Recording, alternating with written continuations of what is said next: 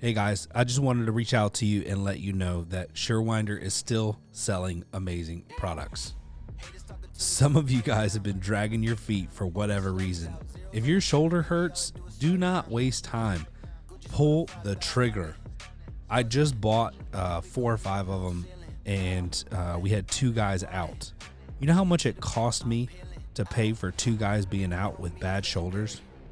We just pulled the trigger and we said, listen, everybody's going to have one on a truck. It's mandatory. You got to use it. Don't hesitate. Don't wait till your guys go down. It's going to cost you more. Buy a Surewinder. What's up, guys? Ryan here, Torsion Talk Podcast with the lovely Tamara. How are you, Tamara? I'm doing well, Ryan. How are you? I'm okay. You know, I'm okay. Things are good. I'm glad to hear you're okay. Yeah, it's been a little bit of a weird couple months for sure. And I'm learning a lot about myself. I'm learning a lot about my business. And I think this episode is going to wake some people up. At least I hope it does. Yeah, let's do it. For this? I'm ready. Lay it on us. So, this is a cry to every business owner that listens to this, who especially is working in their business and has employees. I want to, and I a lot of times share things on here because I'm learning them, right? And I probably learned this lesson too many times. And people have always told me, like, you're too soft on your people and this and that. And I'm like, no, man, I love my people. Like, they're great. They love me back. They don't. Like, some of them don't. Some of them don't. Some of them do. Don't you love me in with that? Yeah, no, but there are, here's the thing. Here's what I have learned. Okay. There are people that will do as little amount as possible just to say they did it. And there's people who will go all out because that's their personality. Mm-hmm. And there's a big difference between those two types of people. And in the garage door industry, what I've experienced is when people feel like you need them more than they need you, then they start doing as little amount as possible to get by. And it's really sad because I think it's come to my attention that we've got more of those people than I would like to have. And, we're going to do something about it. But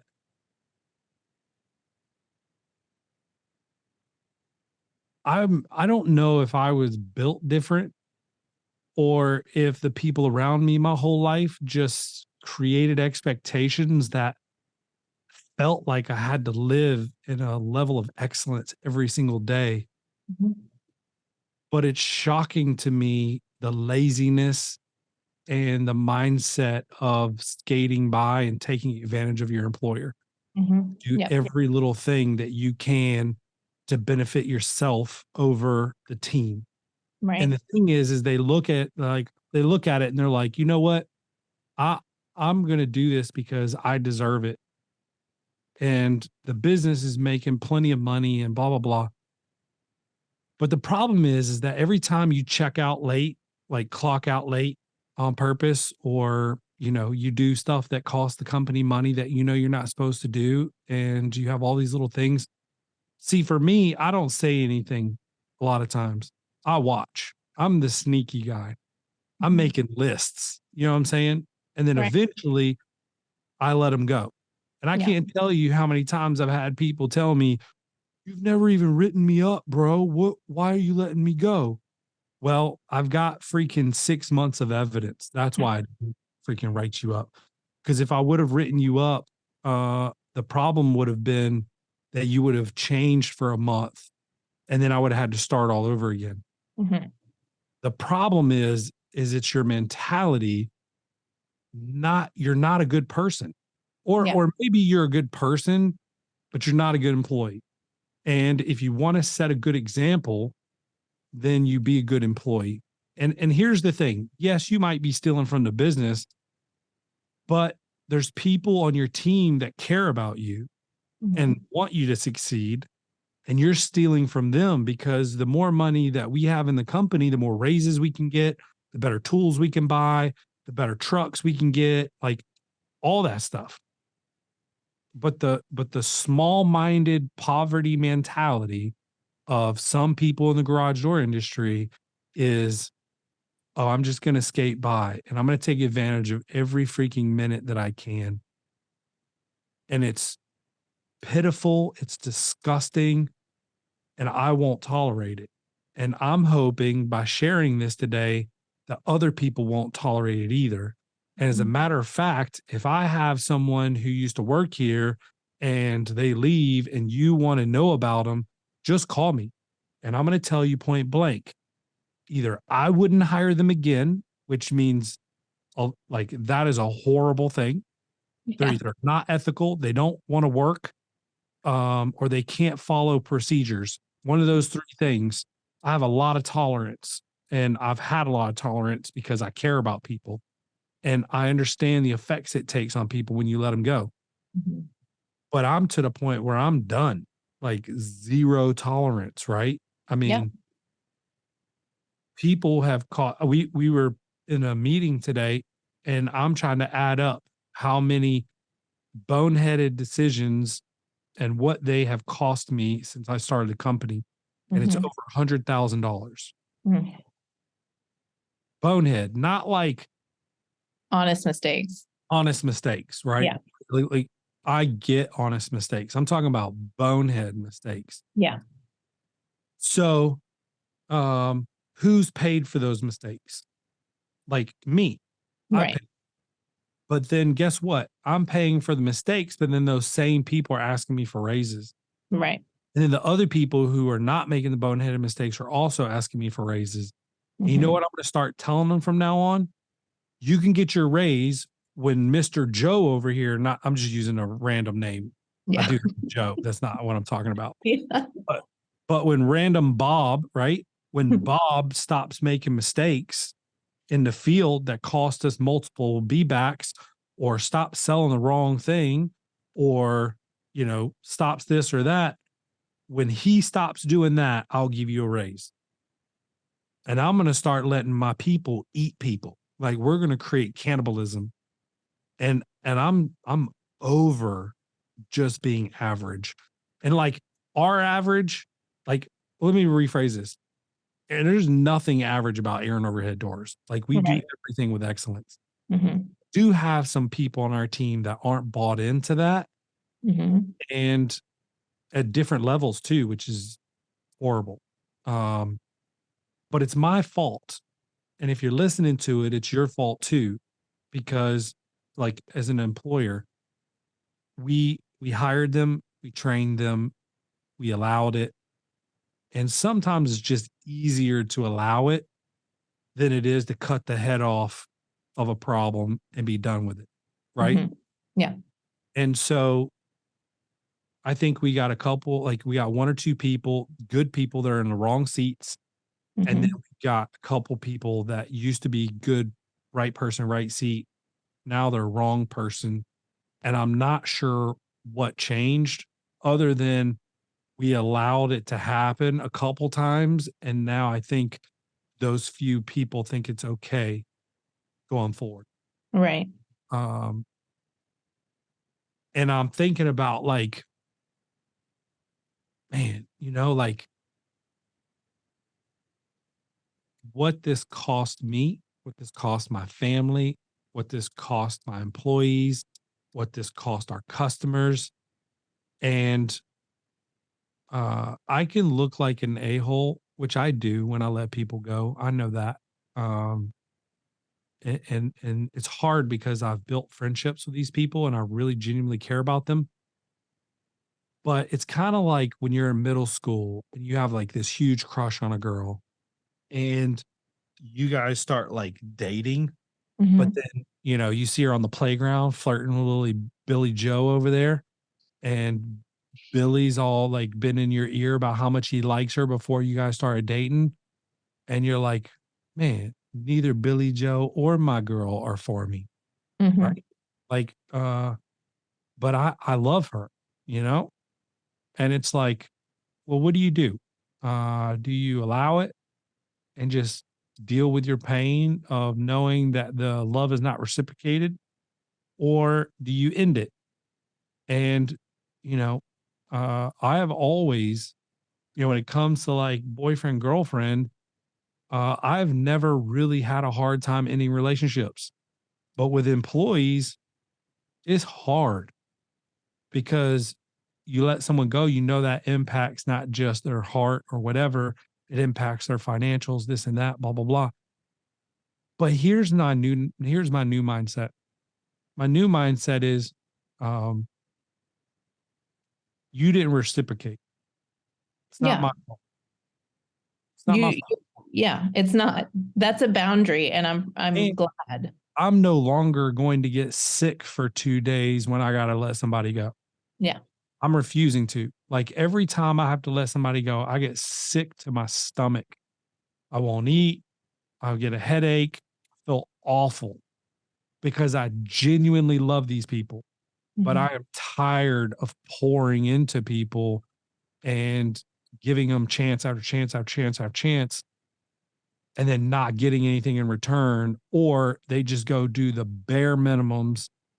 Um, and I'm pouring my heart out and doing everything I can to make it a great work environment for them.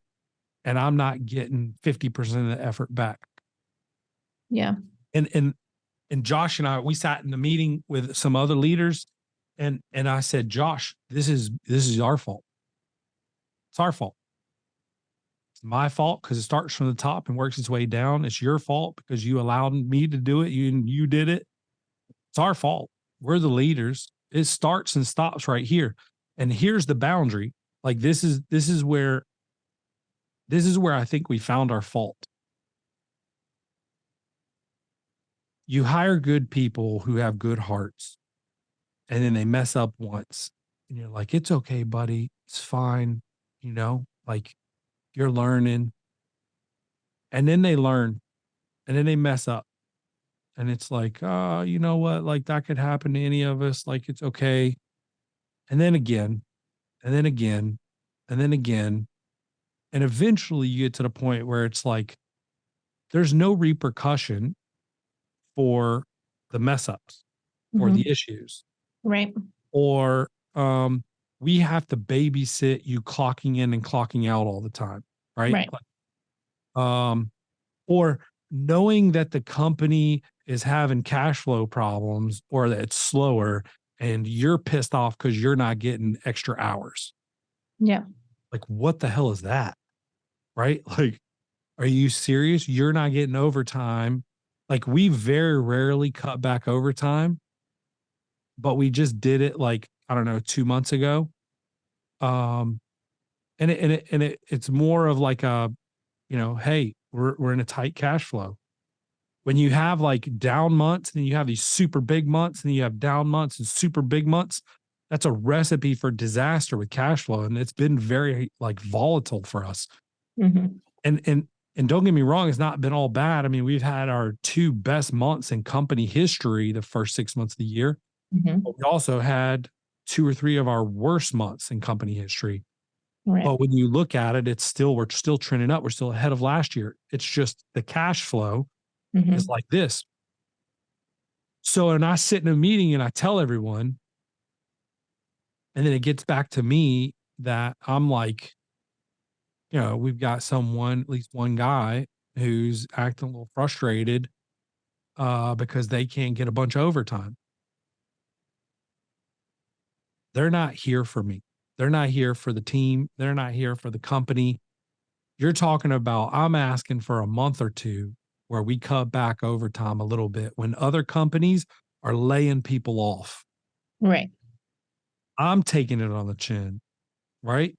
I'm paying the extra, not the company. It's coming out of me because that's extra money that we could use to grow the business, invest in new people, invest in training, whatever. It's not just about your extra $1,000 or $2,000 for the month or whatever it is. It's about the compound interest that it costs and the stress that it puts on me. And as business owners, like I think we feel like we got to deal with that because there's no one out there to fill that role. Well, let me tell you some good news. The good news is the job market sucks right now. And the good news is that I've had job listings that are pouring in people with experience in the garage door industry because other companies are laying people off, or good guys are leaving because they're not getting enough work. I can keep my good guys busy, but let me tell you something.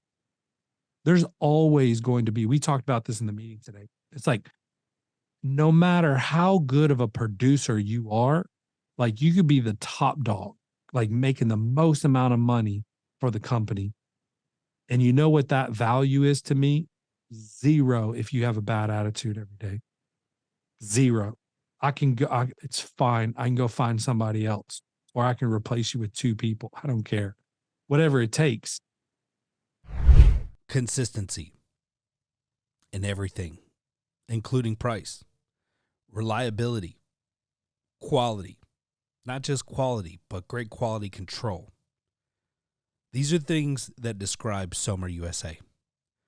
Somer's not some startup company, not one that you need to be worried about going out of business in the near future. Somer and their family of businesses are $200 million companies. They're in over 100 countries, and they have locations in 20 countries. This is a large organization who stands behind their product and works through integrity. And there's not another company out there willing to drop what they're doing and help you out like Somer.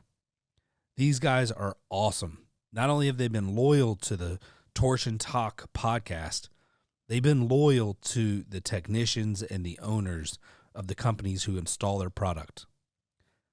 In my opinion, if you're not at least offering Somer as an additional option, you're cheating yourself.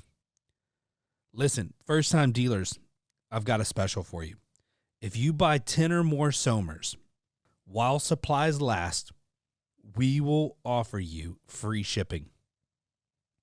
You have no more excuses. The prices are great. The product is amazing. Go check out Somer USA and order 10 for free shipping. But this is a cry out to business owners that you don't have to deal with it anymore. Like it's not mandatory for you to drive around in a truck or be in the office stressed out about trying to make everybody happy. We're grown adults, y'all. Mm-hmm. And sometimes we have employees, and sometimes as employers, we act like little jacklegs and kids running around here being immature and stupid. Listen, here's the game. It all boils down to this. Deliver a great experience for your customer, have fun doing it, and do everything with excellence. And anything short of that, you failed. Point blank. It's not that hard. But we make it hard because we think it's funny to cut corners or, treat our employer like trash, steal, whatever. And it's just not cool. Like I'm not happy about it. And I think the most frustrating part for me right now is one, I allowed it. I actually participated in it, knowingly or unknowingly. I think knowingly to a degree, by not stopping it sooner, not creating repercussions sooner, by not nipping it in the bud sooner, but subconsciously, like not being there, like almost not willing to hear it. You know what I'm saying?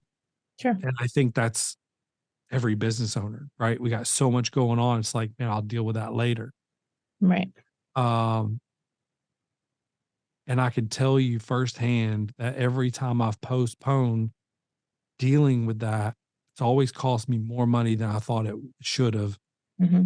than if I would have just cut the head off earlier. Right. Now, I mean, cut the head off of the person. I mean, just the head represents the problem Yeah. Address the problem. of Yeah. the body, right? So Yeah.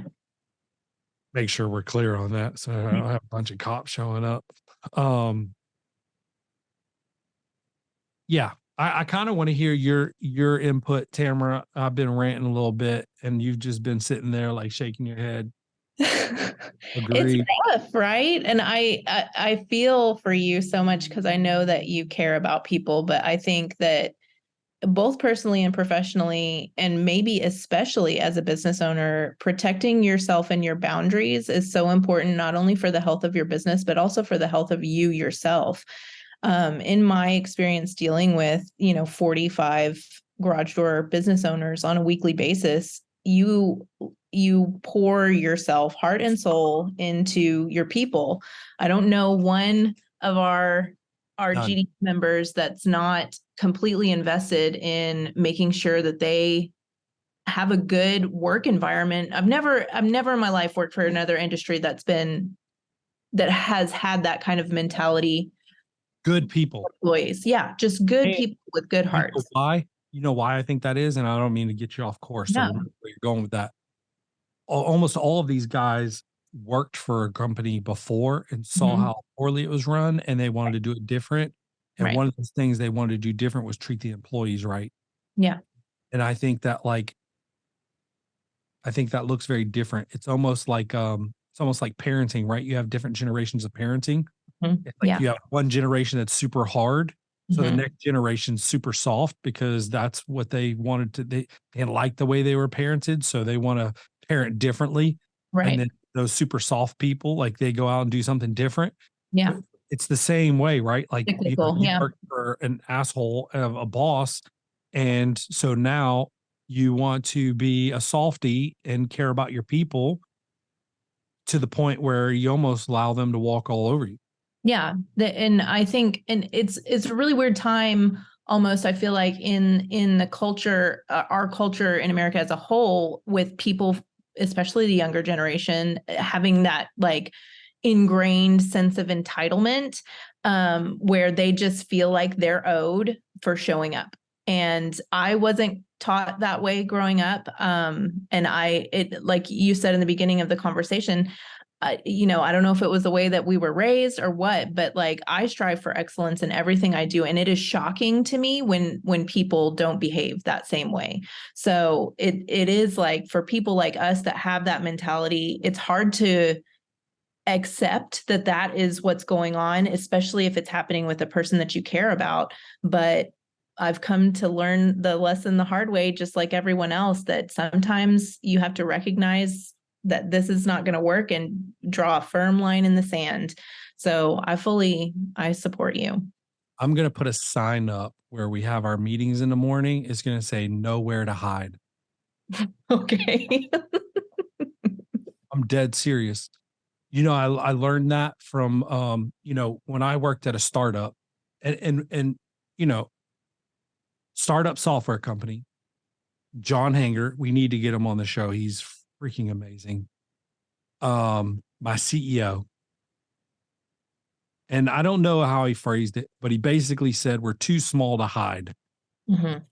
Like, like if we're too small to take a day off, we're too small to hide, meaning not like you can't take a vacation, right? That's not what he meant. He meant like we can't come into work and not put in our best effort every day because it takes that from everyone in order for us to get where we're going. Right. Right. But then when you have one person that's like, oh, whatever, you know, I don't feel good today, so I'm going to just do 50%. Well, I don't really care about your feelings right now. Like, we're all on a mission. What about the other freaking 20 people who don't feel good, who are here working their tails off? Right. It's like football. You're either injured or you're hurt. If you're hurt, you're playing. If you're injured, you're on the sideline with like cast on your leg. Yeah. Right. There's no in between. We're all freaking dealing with stuff. You know what I'm saying? Like, he was like, we're 10, 15 people and there's nowhere to hide. Mhm. You're going to get exposed when you take time and you don't give your best. Right. And so I'm trying to create a culture where people call out other people. In football, in the weight room. We were always trying to push each other to get better and to work harder. And I'm remembering a lot of those old things now because I was watching the Johnny Football documentary. You guys should watch that. And then I'm watching the Florida Gators TV series that they did with all their convicts talking about toxic culture. But anyway, I think that what you see in these things is you have high producers, toxic environment, and therefore you have some short-term success. But how you build long-term success is you eliminate toxicity, incrementally get better every single day. Yeah. With people who want to win and give their best effort. Mm-hmm. And if someone in the field sees someone else not doing it right, then they've got to be able to say, hey, that's not our standard. That's not excellence. Yeah. Do it again and let's get it right, man. Come on. Right? Yeah. Right. In an encouraging way. Yeah. Even as a peer, same level. I don't care if you're a helper. I told my team that we're hiring people right now and we don't really have room for them, but they get to decide if they replace them or not. Right. I told them that in the meeting. And then I'm telling the people coming in that we lack leadership and I need leaders. Are you guys down to be leaders? And they're like, yes. And I'm like, bro, I got probably 2 or 3 leadership roles I can fill right now. If you're interested, come in here, kick butt, do a good job. I said, you're not going to win it overnight. I said, and there's some people that are deserving that are almost there. I said, but I'm telling you, bro, I got people who aren't trying. And if you guys come in and kick butt, you could be a freaking manager here in a year or 2. And they're pumped. Freaking pumped. I got these guys wired. They're coming in with freaking eye black down to their chin, helmet on, ready to run through brick walls for us. Mm-hmm. And I told Josh, I said, bro, you know what we should do? We should line up like 5 interviews for Monday morning at 7:45 for our daily meeting and be like, y'all, this is how it's going to be from now on. These 5 want your job. That's how we did in football. If you came out and gave 50% in practice, you were sidelined. Right. Yeah. I know this ain't football, but still, like that's the way I view life because that's what I did. I'm on fire right now, dude. I know. I feel the. I'm ready to tackle somebody. Give me a wall. All right. Camera, what you got? Let's wrap this up. I don't have anything. I feel for you. My heart goes out to you, and because and all the business owners, you guys try so hard, and I hate that there are people that take advantage. Get them out of there. Let them go start their own company and get taken advantage of. Yeah. It's funny because, I feel like I've helped start multiple businesses, which is fine. But I'm not worried about them like the least bit because if they couldn't hack it here, they're definitely not going to make it. They may get a little success, but I can guarantee you they're never going to be competition. Yeah. It takes a certain type of person to be successful. Yeah. And that personality doesn't work. And it's not somebody who shows up to work thinking, how can I get away with doing the minimum today? So listen, I don't know what this is like for you guys listening out there, but I hope it helps. I hope that this drives you to make good decisions. And it's easy to turn your head or, because you got so many things on your plate. And I get it. But at some point, we have to put our foot down and make a statement and just say, you know what? It's time that I take my business back and really do it, really take it back, really make good decisions. And I think people in your company need to know, yes, it's not a competition to get your job, But if you're slacking, it's next man up. That is exactly the way it needs to be. And I don't feel like I need to give 10 warnings. As a matter of fact, that should just be your standard. And anything above that is great. Anything below that is unacceptable. So with that, I want to say thank you to everybody who registered for GDU Summit, because we're about to have the most amazing event ever here in a couple weeks. And then we got 2 more sales training, September and October.